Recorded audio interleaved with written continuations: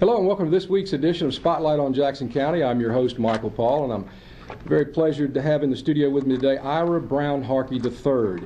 And that name sounds very familiar to a lot of people on the Mississippi Gulf Coast because Ira's father, Ira Brown Harkey Jr., was a local newspaper reporter here in Jackson County at the, what was the name of the newspaper then? The Chronicle. The Chronicle Star. Right, he was actually editor and publisher of the Chronicle. The Chronicle, and your father is a Pulitzer Prize winning editorial writer as well. So we're fortunate to have you here in the studio today. We thank you. You're an author as well. You've worked a lot of places all over the world. In fact, you know, I was looking at the back of your book, which you gave me this book 4 years ago, Ira, to read, and I did. And I'll tell you, that's what we're here to pump today. And it's called Black Sugar. For anybody that wants to try to get it, you can get it at Barnes & Noble's. I think you can get it at Amazon.com. Borders. There's several other places where you can get this book, and I think there's even an 800 number that we can call. We'll get them to put it up on the screen where you can actually call and get this book. But one of the things I wanted to read on here is very interesting. You worked over, while you were a student, I guess, at the University of Missouri, you were a freelance writer in Brussels, Belgium. In 1968, you published articles on NATO, European Common Market, featured in major U.S. newspapers and foreign newspapers while you were on scholarship. You won several awards and stuff. Tell me about your history with, working over in Europe. That must have been great fun for a young man. It was an inaugural program. The University of Missouri had launched what it called a European reporting program. In other words, people who wanted to be writers and reporters and not, statisticians, etc., and do a typical PhD. Their writings and their published articles would serve as a thesis versus, like a normal PhD candidate writes a 400-page, thesis, footnoted and everything else. But in this case, there were 4 or 5 journalism students in my class. When I graduated, I was working on my master's in journalism in Missouri. Went over, spent a semester in Brussels, and at the same time, studied French, studied the common market, studied the NATO. We actually went into sessions of these various agencies, and from that we could develop any kind of stories we wanted, write the stories, and then send them back to U.S. newspapers for publication. So that must have been, as a young man, that was a great experience for you to get to do that. But let's go back to the book, because we're here about the book, but I wanted to give people a little background on you. You also worked at Northrop Grumman for 23 years in the Public Relations Department for our old friend Jerry St. Pé. Yep. So you've got a lot of local roots here. Your father moved here. You were born in New Orleans, but your father moved here when you were a young man. And your brother is Dale Harkey, we might mention, who is a circuit judge here in Jackson County. Well-liked guy. Doing a fine job, I might add. Doing a fine job, your brother is. Anyway, let's talk about the book Black Sugar. Now, this was a great book. I read this book about 4 years ago. I need to read it again. I've almost forgotten, but I do remember that it was a Gone with the Wind style novel. And it's really a historical novel because it's based on a real man named Jean-Baptiste Lavaire. Tell us about Jean-Baptiste Lavaire. What's the relation with you? Jean-Baptiste was my great-grandfather on my mother's side of the family. And just to be, brief, he lived 91 years on the planet from 1839 to 1930. So you can imagine what he saw. He was a power living in New Orleans. He became a power in growing sugar, marketing, plantation ownership, land development. Each a very important, integral part of New Orleans and Louisiana economy and history. At one point during his career, he owned half of downtown New Orleans, and I'm not exaggerating. Yeah, this man was he had a lot of money too. He was a extremely very wealthy shrewd man. He had the best of both worlds, as I like to say. He was a shrewd and astute businessman, a sugar broker, in partnership with several other partners, and he was also a very skillful sugar grower, because he learned all of his sugar making skills from his father, who in turn learned from his father. So there's a good connection in this book, though, that I always like to bring up to people when you read it.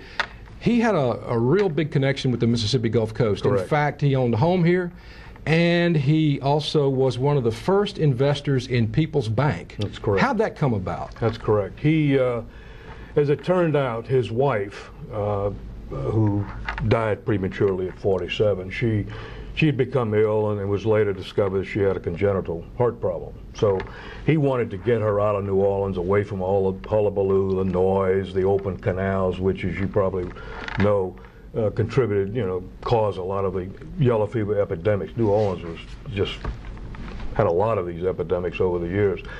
So they looked for a home. They wanted to buy a home in Biloxi. They first thought about buying a home in Bay St. Louis, but the house that he had found just wasn't large enough. But anyway, they bought a home that had been built by a Wisconsin judge in 1898. On the beach in Biloxi? On the beach at the corner of Holly Street and Highway 90, which, as a matter of fact, the land is vacant now, but it's right next to the new Jerry O'Keefe home right on the beach. Mainly to get his wife, Stephanie, away from New Orleans, get her away from all the responsibilities of home life and housekeeping, that kind of thing. He was one of the founding members of People's Bank. I don't know if he was one of the founding members. He was one of the first stockholders. I mean, as soon as he bought the home in January of 1898, he immediately bought, I think, about $2,300 in shares in People's Bank. And now this, as a matter of fact, these holdings are still part of our LeVere family holdings. And how much is that $2,300 worth today? Do you know?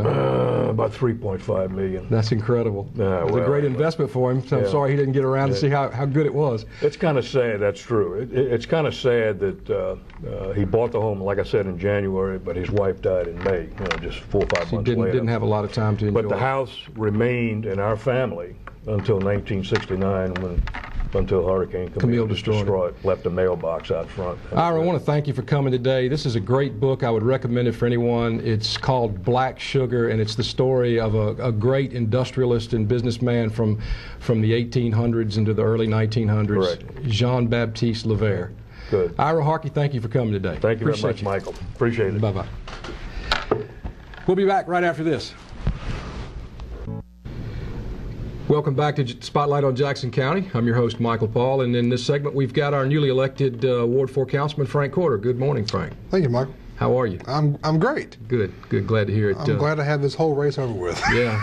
Well, you did something pretty amazing, actually. It's hard, it's difficult in a three-man race to win without a runoff, and you did that, and I want to congratulate you. Appreciate that. You ran a really good campaign. Thanks. But now that you're here, that's right, and you have the position, there's some pretty serious issues that that are going on with the city that we'd like to talk to you about. Number one is the jail. Now, I saw in the newspaper that the supervisors have borrowed $22 million, or they're showing their intent to borrow $22 million to build a new jail. How is that issue falling out over at the city council? What's the latest scoop on that? Because there's been a lot of stuff going on. Yeah, with the city, they're in a lawsuit right now currently, and there's not much they can say about that as it goes. However, what they are doing is trying to work with the county to find ways to make it work that's viable for the city. And by that I mean I'm willing to work with the county. Mike Mangum, of course, was our councilman. I was his campaign guy. Trying to find ways to make it where it fits within the city or outside the city. And with that, we want to make it best for the public. And there's a big public outcry right now, and everybody wants to see the jail moved. And in my opinion, we've got to find a way that's productive for the sheriff, for the county, and for the city. Does that mean moving it outside of Pascagoula? I'm not sure at this point. I've got a call right now into our city attorney to find out what that means. Well, correct me if I'm wrong, but I mean, there is legislation on the books that says that the jail is supposed to be located in the county seat. That's right. Is that correct? That's correct. All right. If it's correct, then what are we going to have to do if people want to move the jail outside of the city limits? Of course, you have to go to Jackson. You have to get a public and private passed, and and with that, you're going to have some legislator help sponsor that bill. Billy Broomfield did it before for us. We do it this time? I'm not sure. Well, have you had a chance to speak with any legislators about this? I talked with Brendan Jones about it. He called me the other day, and we spoke about that. I've talked with Michael Watson about it. I don't know if they're them being freshmen, are going to be able to do what we were looking for on that issue. Billy could possibly, Moffitt could possibly, but at this point, the ball is in the county's court, and they've got to run with that. I didn't read the article. It was in the newspaper, but I just kind of perused over it just a second, read the captions, Sure. And I know that there are a lot of people in Pascagoula that are upset about the jail being put back where it was. And, you know, I just have to ask, I mean, we really need a jail. Sure. We've needed a jail for so many years. We've finally gotten to the point where the supervisors have decided that they're going to do something about it, Right. and they've even had an intent now, a letter of intent to borrow the $22 million. What do we do about it, Frank? Well, what do we do? That $22 million, you know, that they're borrowing is non-location specific. So they're going to have to do it whether they build it here or in somewhere else.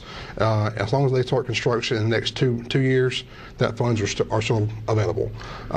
So between now and 2 years from now, I would hope and pray that that's resolved.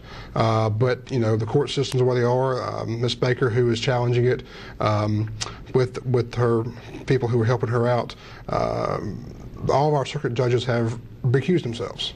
The state Supreme Court has to appoint a judge to hear it at this point. So who knows how long that's going to take. Well, I guess we can move on to another subject. I don't know if we can solve that issue you and I here today. We've tried, but I don't see any results from that yet. The waterfront funding. What's going on with that? That's great. We're excited about the waterfront funding, and with the new county services building being built in downtown Pascagoula, that's part of that money. That's also with the jail money. We're closer and closer every day to seeing great progress on our newly designed waterfront. The consultants should be coming back within the next couple of months, giving us their ideas.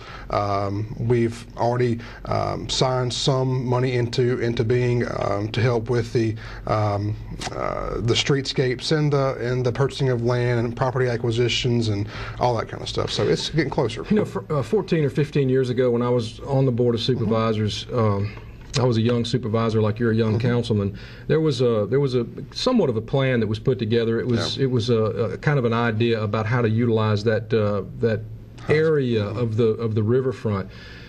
Have you seen that? Is that still available? I've seen that. There's been plans after plans for 30, 40 years on the whole riverfront.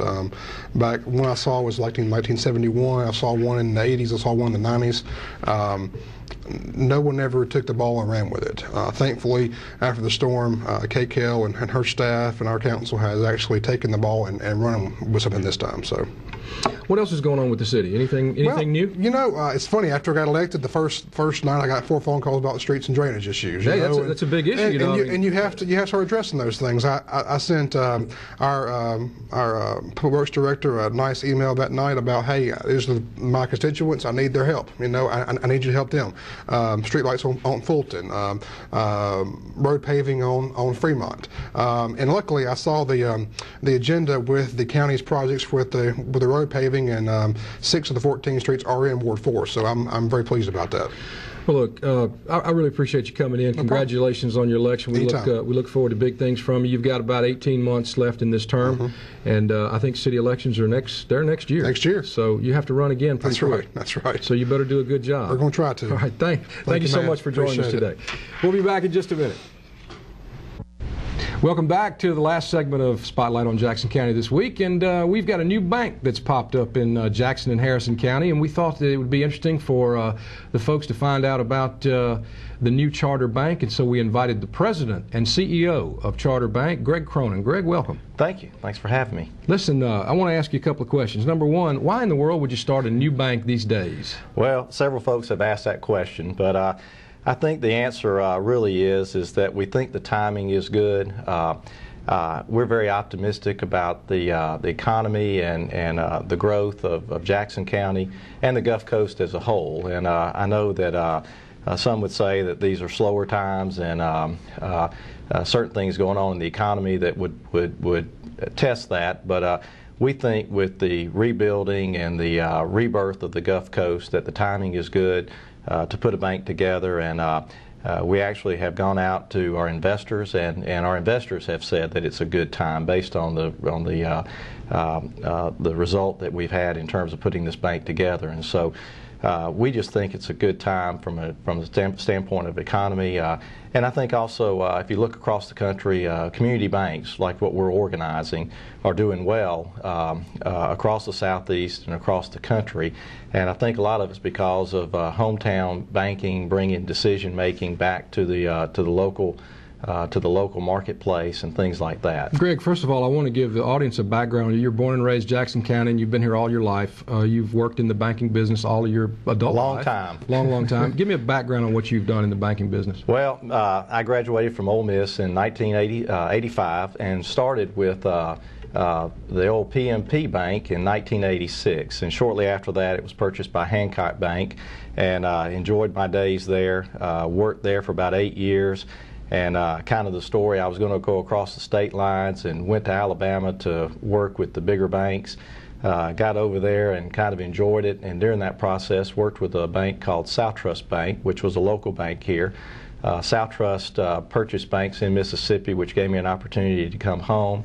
And I worked with them. Also worked in, while in Alabama, was in Anniston and in Huntsville, working with SouthTrust organization there. And then about 4 years had the opportunity to come back home for good and with SouthTrust.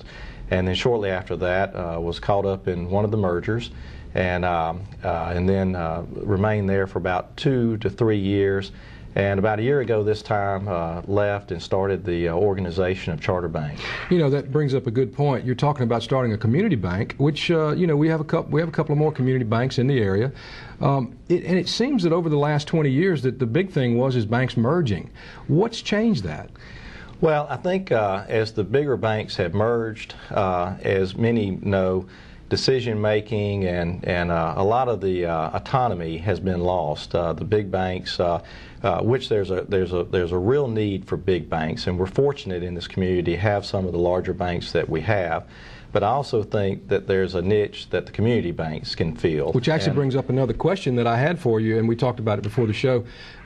Who will you serve? Well, our bank, our business model is to serve the small business person on the Gulf Coast, in Jackson County, in Harrison County, Hancock County, the surrounding areas, and we hope to serve the local small business person and the local family that has been here a long time, someone who's looking for service, someone who's looking for decision making here locally.